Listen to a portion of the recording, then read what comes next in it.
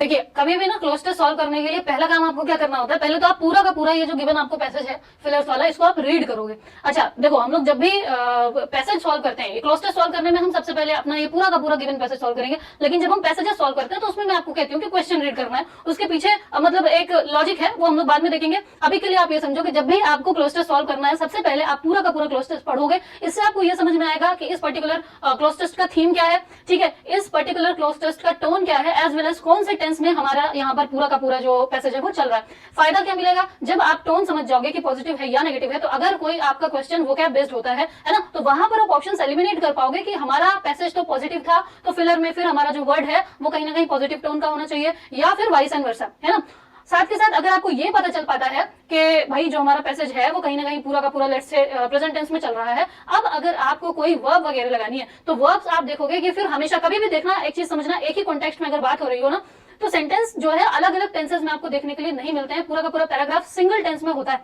ठीक है। जैसे अगर मैं एग्जांपल के लिए बोलूं यहाँ पर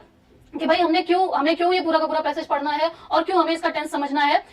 क्यों, अभी देखो आप एग्जांपल, ठीक है। देखिए जैसे यहाँ पर आप देखेंगे फिलर नंबर 2, यहाँ पर आप देखेंगे क्या आया हुआ है, एक्सप्लेन आया हुआ है। क्यों? क्योंकि पूरा का पूरा जब आप पैसेज पढ़ोगे तो आप समझ में आएगा आपको कि ये जो हमारी चीजें हैं वो किस में चल रही है, जो है कहीं ना कहीं प्रेजेंट टेंस में चल रही है। तो ये एक्सप्लेन आया, एक्सप्लेन कब लगाते हो भाई, है वर्ब का बेस फॉर्म में, ये कब लगाते हो आप, सिंपल प्रेजेंट में, ठीक। बट यहाँ से आपको सीधा सीधा ये समझना है कि आपको पूरा का पूरा पैसेज रीड करना है, उसमें आपको थीम समझनी है, उसका टोन समझना है और उसका टेंस समझना है, ताकि आप आगे ऑप्शंस को एलिमिनेट कर पाओ, और यही बेहतरीन तरीका होता है क्लोज टेस्ट को सॉल्व करने का।